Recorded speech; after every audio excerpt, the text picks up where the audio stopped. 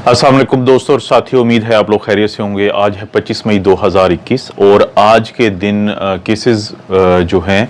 और हॉस्पिटल में जो एडमिशन्स हैं कोरोना के वायरस के वो बहुत कम होना शुरू हो चुके हैं। गुज़िश्ता 24 घंटे में जो हैं 2253 जो हैं नए इन्फेक्शन के केसेस आए हैं और सिर्फ 92 डेथ्स हुई हैं। उम्मीद यही है कि जिस तरह से केसेस पाकिस्तान में नीचे जा रहे हैं तो ये केसेस मज़ीद नीचे जाएंगे, सिवाय कराची के या सिंध के और ख़ुसूसी तौर पे कराची के, कि जहाँ पे तकरीबन कोरोना वायरस की तमाम ही स्ट्रेन्स हैं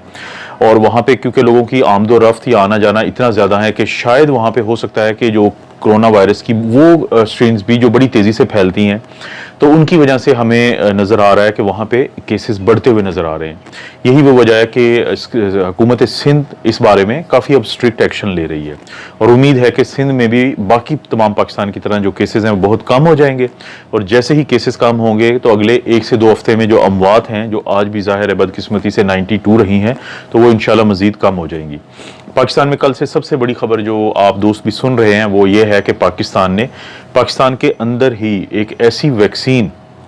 जिसके ट्रायल पाकिस्तान में ही हुए थे और जिसके ट्रायल ने ये बताया था कि ना सिर्फ ये कामयाब है पाकिस्तानियों के ऊपर बल्कि सेफ है, महफूज है, तो उसकी पैकेजिंग शुरू कर दी है, यानी वायल्स में डालना। इसका नाम है पाक वैक, यानी पाकिस्तान की वैक्सीन। और इसमें कोई शक नहीं है कि वैक्सीन को लेके, या एक वैक्सीनोलॉजी एक चीज़ होती है कि वैक्सीन के इलम को, उसको लेके पाकिस्तान में ये दूसरा एक इंतहाई बड़ी अचीवमेंट हुई है। पहली हुई थी कि जब पाकिस्तानियों की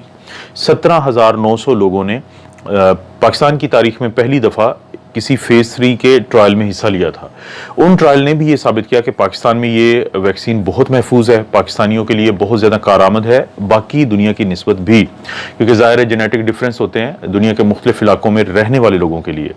तो और दूसरा जो सबसे बड़ी अचीवमेंट है कि वो पाकिस्तान में ये वैक्सीन पाकिस्तान की तारीख में पहली दफ़ा कि पैकेजिंग इसकी स्टार्ट हुई। अगर आप इसकी वायल पर नज़र दौड़ाएं तो इसके ऊपर लिखा हुआ है कि रिकॉम्बिनेंट ये वैक्सीन है। रिकॉम्बिनेंट का मतलब है कि ये वही वैक्सीन है दोस्तों जिसको हम कैंसाइनो कहते हैं और कैंसाइनो बायोलॉजिक जो कंपनी है उसकी मदद से ही ये सारा वाकया हुआ है कि 1,24,000 जो हैं वो डोजेस जो हैं वो पैकेज हो चुकी हैं और वो पाकिस्तानियों को इसी हफ्ते में लगना शुरू हो जाएंगी। ये बहुत ही ज़बरदस्त खबर है। ये जो रिकॉम्बिनेंट लिखा हुआ है, रिकॉम्बिनेंट का मतलब है कि इसके अंदर इस्तेमाल होता है एडिनो वायरस 5। अब एडिनो वायरस 5 एडिनो वायरस 26 की तरह का ही एक ऐसा फ्लू करने वाला वायरस है जिससे इंसानों का इम्यून सिस्टम पहले से ही वाकिफ है। यही वजह है कि हमें एस्ट्राजेनेका में ज़्यादा साइड इफ़ेक्ट नज़र आए हैं, जो क्लॉटिंग के और ख़ासतौर पे ख़वातीन, यंग ख़वातीन में। लेकिन जो जॉनसन एंड जॉनसन है, जो स्पुतनिक वी है, या फिर ये जो कैंसाइनो है, क्योंकि ये वो तमाम थे कि जिन्होंने इंसानों का ही जो फ्लू वाला वायरस है उसको इस्तेमाल किया था। एडिनो वायरस 5 इस्तेमाल होता है कैंसाइनो में, या जो ये पॉक वैक है इसमें भी, और जॉनसन एंड जॉनसन इस्तेमाल करता है एडिनो वायरस 26 और जो स्पुतनिक वी है वो इस्तेमाल करता है एडिनो वायरस 26 और एडिनो वायरस 5।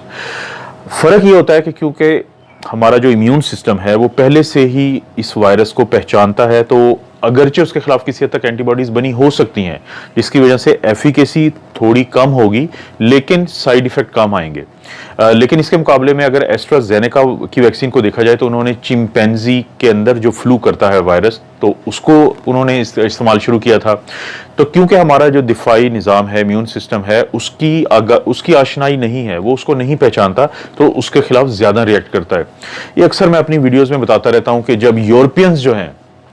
वो गए थे अमेरिका में, जिसको आजकल हम यूएसए कहते हैं, कनाडा कहते हैं, साउथ और सेंट्रल अमेरिका कहते हैं, जब इन इलाकों में गए थे तो वहाँ पे रहने वाले लोग उन वायरसेस से, जैसे मीजल्स है और इसी तरह से जो स्मॉल पॉक्स है, तो उससे उनका इम्यून सिस्टम वाकिफ नहीं था। तो बहुत सारे लोगों को वहाँ पे नुकसान हुआ, बल्कि कहा जाता है कि शायद इतने लोग जंगों में वहाँ पे मकामी लोग नहीं मरे थे जितने इन वायरसेस से बच गए, क्योंकि उनके इम्यून सिस्टम के लिए ये बिल्कुल नया वायरस था। तो इसीलिए उम्मीद यही मैं तो ये उम्मीद करता हूँ कि एस्ट्राजेनेका की बजाय जब ज़्यादा पाकिस्तानियों को यही वैक्सीन लगेगी जिसको पाक वैक कहते हैं, लेकिन ये दोस्तों कैंसाइनो ही है, तो क्योंकि पाकिस्तानियों ने इसके ट्रायल में हिस्सा लिया था, हमारे लिए महफूज है। तो हम उम्मीद है मुझे कि वो जो क्लॉटिंग के साइड इफ़ेक्ट आ रहे हैं और आ रहे हैं ज़ाहिर है कुछ लोगों को, तो वो कम से कम आएंगे, क्योंकि उसकी साइंटिफिक एक वजह भी है। और इसके ऊपर लिखा हुआ है कि ये रिकॉम्बिनेंट है, क्योंकि फ्लू के वायरस को इस तरीके से लेबॉर्ट्री के अंदर फिर तब्दील किया जाता है कि इसके अंदर फ्लू जो हमें अलामात आती हैं उन तमाम प्रोटीन्स को हटा दिया जाता है, उन तमाम एंटीजेंस को हटा दिया जाता है, लेकिन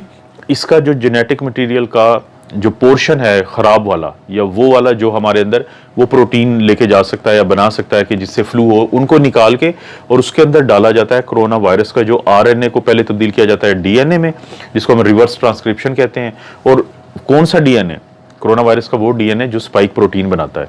उसको फिर इंसर्ट किया जाता है, डाला जाता है